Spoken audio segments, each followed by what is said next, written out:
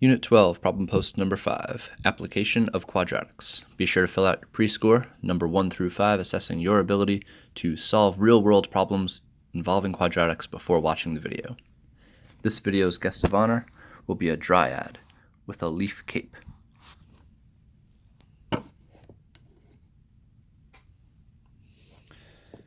Okay, so these word problems are going to lead us to some quadratics, and we're going to use whatever method we find most appropriate to solve those quadratics. So in this first problem here, Al is 2 years older than Beth. The product of their ages is 63. Find their ages.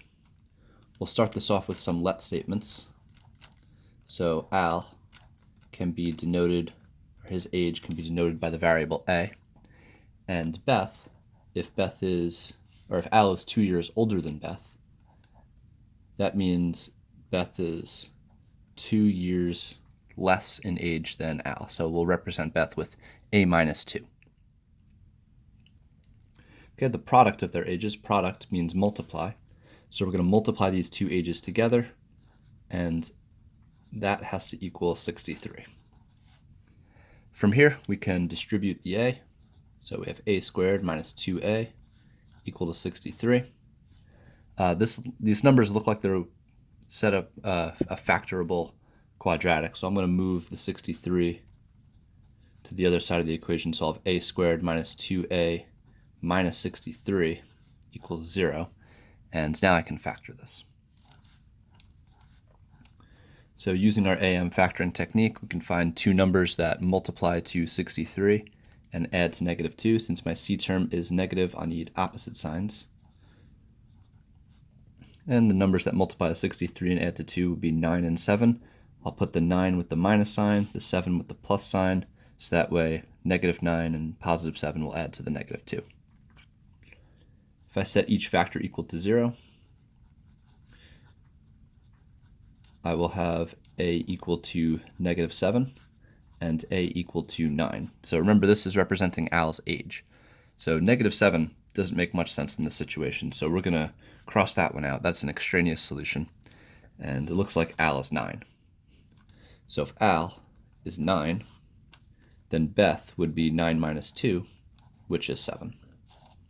So Al is 9 and Beth is 7. All right, number 2, Joey is building a rectangular deck. He wants the area of the deck to be 250 feet squared and the length to be 5 feet longer than twice the width. Find the dimensions. Okay, we'll start this off with some let statements again. So the width we can represent with the variable w, and the length is, 5 feet longer than twice the width.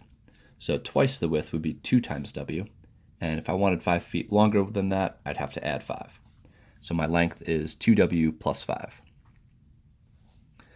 We know that the area of the deck is 250 square feet. So that means the area, represented by length times width, would have to be w times 2w plus 5 equal to 250. So we can distribute the w. 2w squared plus 5w equals 250. And this doesn't seem like it would be factorable. I wouldn't be able to factor out this 2 because the 5 is not an even number.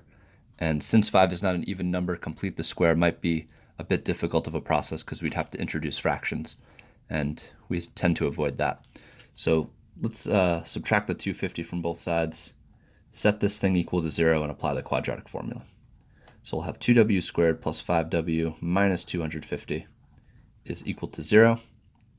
And now to solve for w, we can use our quadratic formula.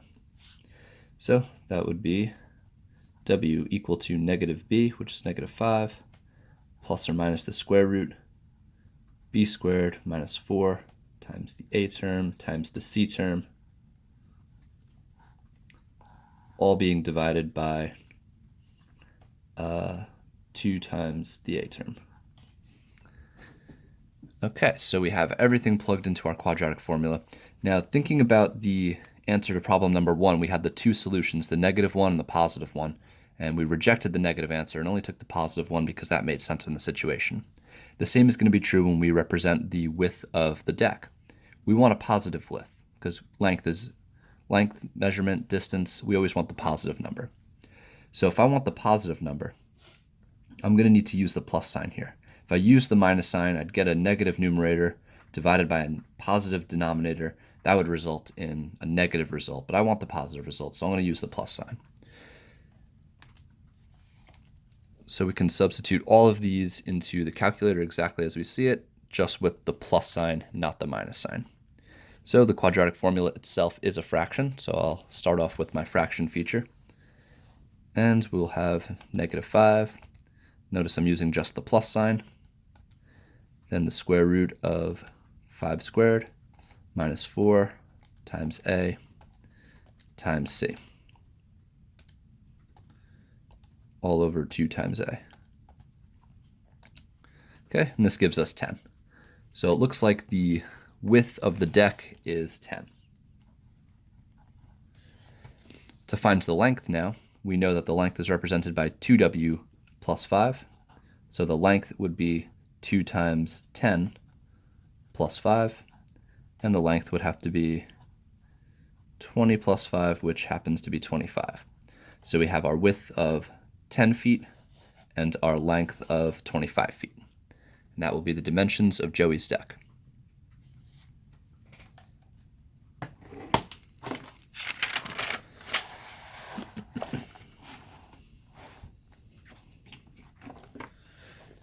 Okay, so problem number 3 is a uniform width problem, meaning that we are going to extend a rectangle in every direction the same amount of units and find a new larger rectangle as a result. So we have a picture.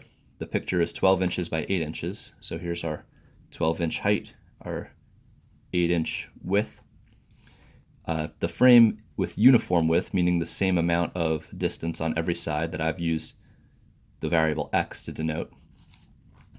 If a frame with uniform width is added, then the picture with the frame has twice the area of the picture on its own. Finds the width of the frame. Well, we know that the picture on its own has an area of 96 inches because 8 times 12 will give us 96. If the area of the picture with the frame is twice this area, we can simply multiply 96 by 2 to find that total area. And that will be 192 square inches. So the entire picture with the frame altogether is 192 square inches.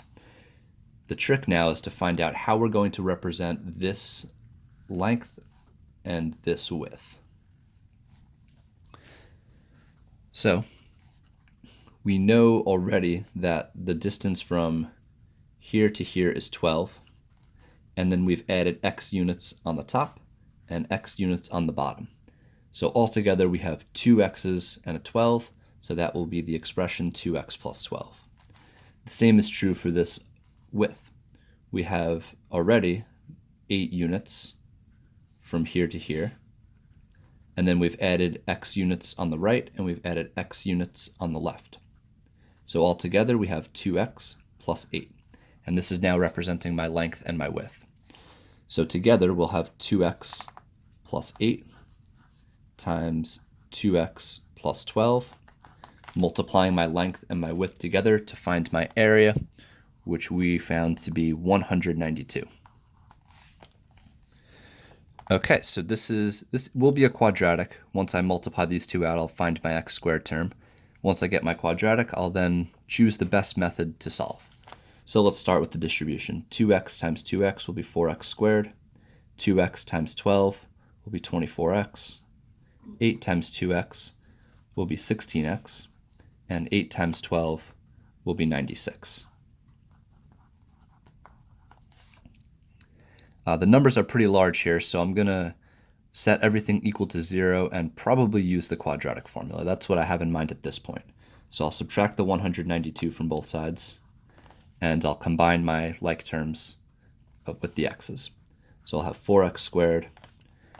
24 plus 16 will be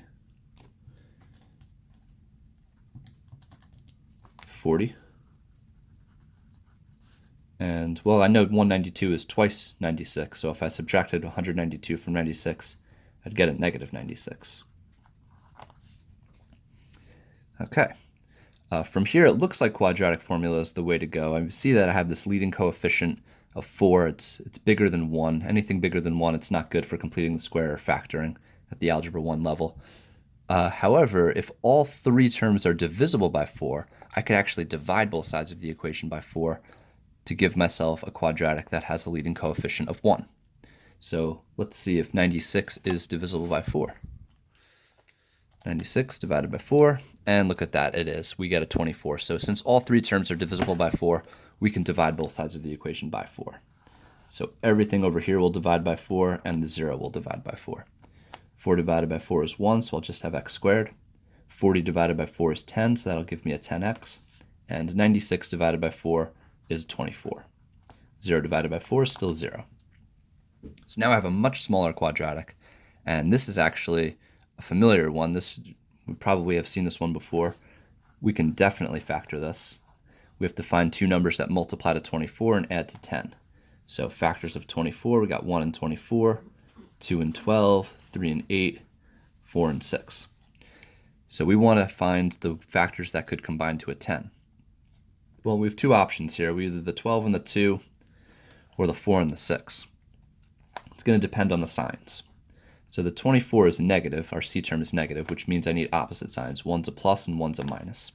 If I chose the 4 and the 6 with opposite signs, that would either give me a positive or a negative 2. But I need to make a 10, so 4 and 6 are out, which means I have to use the 12 and the 2.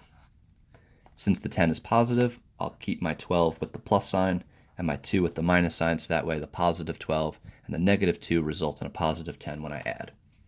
I can set each factor equal to 0 from here. And subtracting 12 from both sides, I'll find that x is equal to negative 12. Adding 2 to both sides, I'll see that x is equal to 2. Now remember, we were looking for x representing the width of the frame. The width of the frame can't be a negative distance, so I'm going to reject this extraneous solution and see that 2 inches will be the width of my frame. Be sure to fill out your post score. Number 1 through 5, assessing your ability to solve quadratics with real-world application after watching the video.